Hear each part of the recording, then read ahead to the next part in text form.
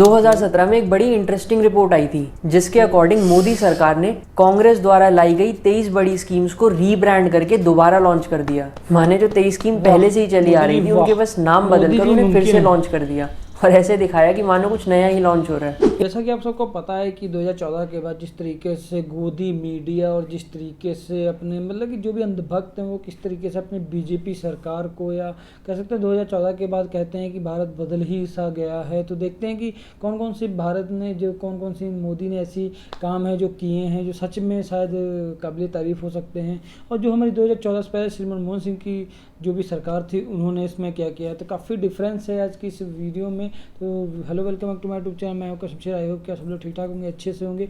आज की वीडियो में हम लोग देखेंगे कि मनमोहन सिंह वर्सेस मोदी मतलब कि क्या क्या काम किया अभी उन्होंने। जब इतना कोसते हैं लोग कि 60 साल में मतलब कांग्रेस ने क्या किया या मनमोहन सिंह ने ऐसा क्या कर दिया था जो अब मोदी जी ने अलग कर दिया है कुछ। तो देखते हैं क्या ऐसे चेंजेस हुए हैं जो शायद हमको नहीं पता हो, शायद हम अंधभक्तों के कुछ ज़्यादा ही खिलाफ हों, क्योंकि शायद हमको शायद जिस हिसाब से गोदी मीडिया के लोगों को अंधभक्तों को दिखाने में रुचि रहती है उसी तरीके से शायद हमको कुछ और दिखता हो, तो जिस वजह से हमको ना दिखाओ शायद इस वीडियो में हमको दिख जाए। तो चलिए वीडियो शुरू करते हैं, लेकिन उससे पहले चैनल को के लिए सब्सक्राइब लाइक शेयर कमेंट जरूर कीजिएगा। और एक हमारा नया चैनल है टेक जिसका लिंक डिस्क्रिप्शन में है, उस पर भी जाकर विजिट जरूर कीजिएगा। कुछ वक्त पहले मोदी जी ने पार्लियामेंट में ये कहा, आदरणीय अध्यक्ष, इस बात को हिंदुस्तान हर पल याद रखेगा।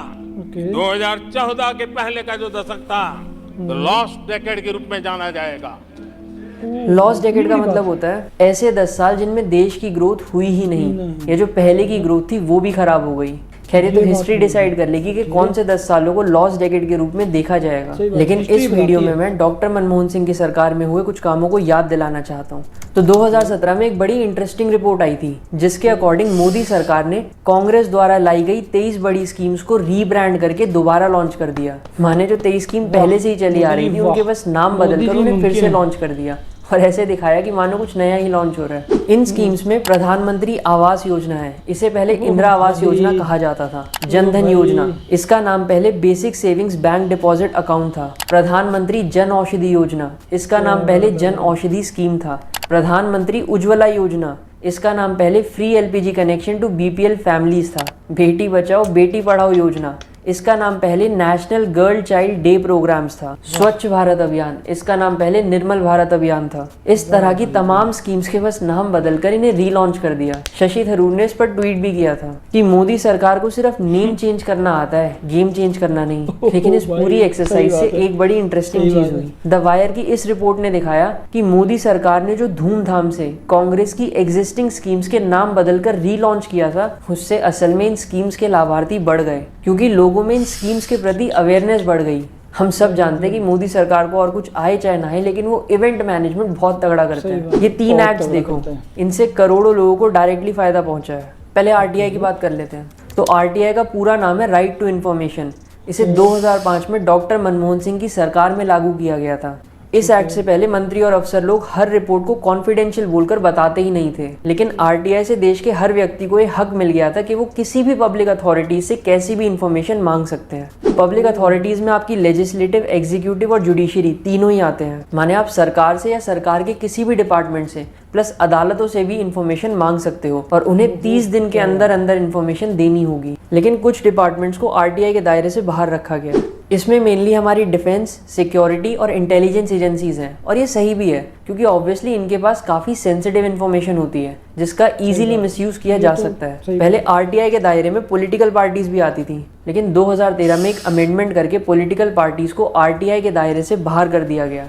आरटीआई की डिमांड कई सारे सोशल एक्टिविस्ट कई सालों से कर रहे थे। इनमें से एक व्यक्ति अरविंद केजरीवाल भी थे। केजरीवाल को उनके कंट्रीब्यूशन के लिए 2006 में रेमॉन मैग्सेसे अवार्ड भी मिला था। 2005 से 2015 तक माने इन 10 सालों में करीब 1,75,00,000 से भी ज्यादा आरटीआई एप्लीकेशंस डाली गई हैं। तो आरटीआई से लोगों का कितना फायदा हो रहा है आपके सामने है। 2019 में मोदी सरकार ने आरटीआई में कई बड़े अमेंडमेंट्स करे। आप इंडियन एक्सप्रेस के इस आर्टिकल में पढ़ सकते हो। बट अगर शॉर्ट में कहूँ तो आरटीआई को काफ़ी हद तक कमज़ोर कर दिया गया। अभी फिलहाल आपको आरटीआई में इन्फॉर्मेशन कम और नेशनल सिक्योरिटी पर ज्ञान ज़्यादा मिलता है। दूसरी एक्ट है मनरेगा। इसका पूरा नाम है Mahatma Gandhi national rural employment guarantee act. मनरेगा को 2 साल के पायलट प्रोजेक्ट के बाद 2008 में पूरे इंडिया में लागू कर दिया गया था।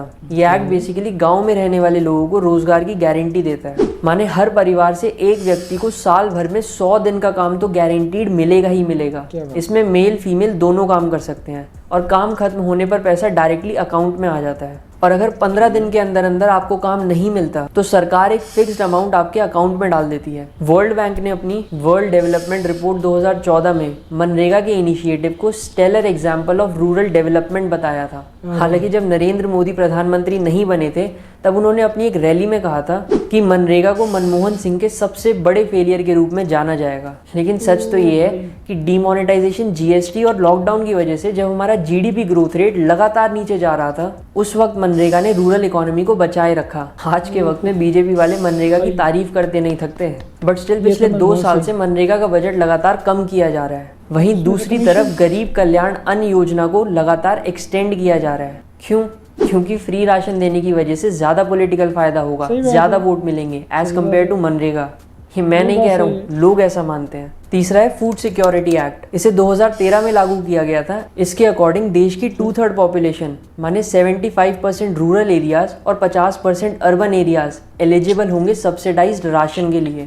इसमें एलिजिबल लोगों को पब्लिक डिस्ट्रीब्यूशन सिस्टम से 5 किलो राशन पर पर्सन पर मंथ मिलेगा, वो भी बहुत सस्ते दामों पर। जैसे 3 रुपए किलो चावल, 2 रुपए किलो गेहूं, 1 रुपए किलो दाल। कुछ कैटेगरीज ऑफ फीमेल और बच्चों के लिए ये राशन फ्री में अवेलेबल था, वो भी डेली। 2020 में जब मोदी सरकार ने लॉकडाउन लगाया तब ये राशन सभी के लिए फ्री कर दिया गया था और अभी तक भी फ्री ही है, बट इस पर 5 kg पर फैमिली पर मंथ की एक कैप लगा दी थी। मेरा आपको ये सब बताने का पर्पस ये था कि जिन 10 सालों को मोदी जी ने बड़ी कन्वीनियंटली लॉस्ट डेकेड कह दिया, असल में उन्हीं 10 सालों में ये सभी स्कीम्स और एक्ट्स लाई गई थी। इन सभी के आइडियाज, प्लानिंग, डेवलपमेंट, एग्जीक्यूशन ये सब उसी लॉस्ट डेकेड में हुआ था, डॉक्टर मनमोहन सिंह की सरकार में हुआ था। इन्हीं की सरकार में इंडिया ने 10% का annual GDP growth rate touch कर लिया था। लेकिन 2016 के बाद करीब 5 साल तक इंडिया का जीडीपी ग्रोथ रेट लगातार नीचे जा रहा था। कोरोना से पहले ही ये 4% पर आ गया था और कोरोना में तो आपको पता ही है। तो हर सरकार में कुछ अच्छा होता है, कुछ बुरा होता है,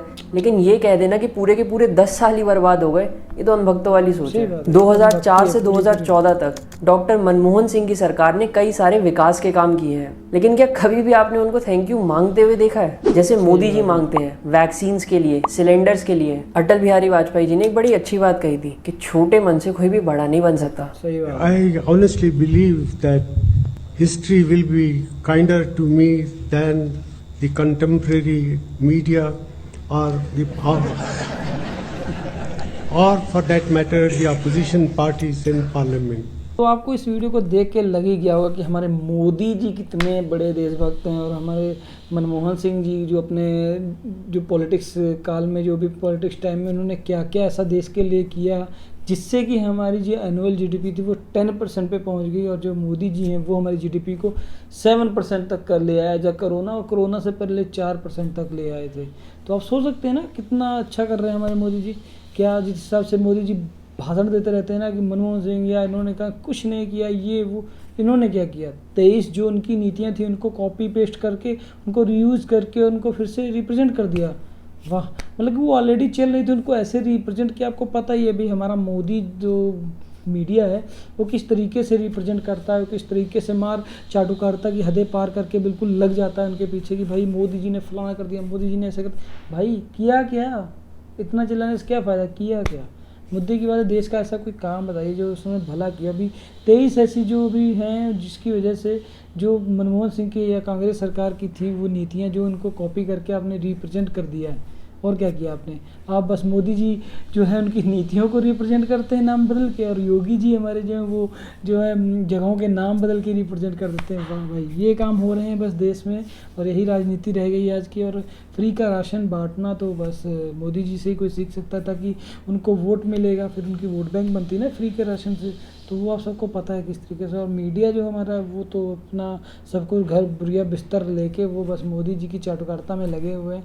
आई होप कि इसकी वीडियो काफ़ी इंटरेस्टिंग लगी होगी। अगर वीडियो अच्छी लगी हो तो प्लीज़ लाइक शेयर कमेंट जरूर कीजिएगा। और हमारा नया चैनल जो कि टेक है, लिंक डिस्क्रिप्शन में है, प्लीज़ उस पर भी जाके विजिट जरूर कीजिए। तो मिलते हैं नेक्स्ट वीडियो में एक और अच्छे से रिएक्शन वीडियो के साथ। अब तक टेक केयर, बाय बाय।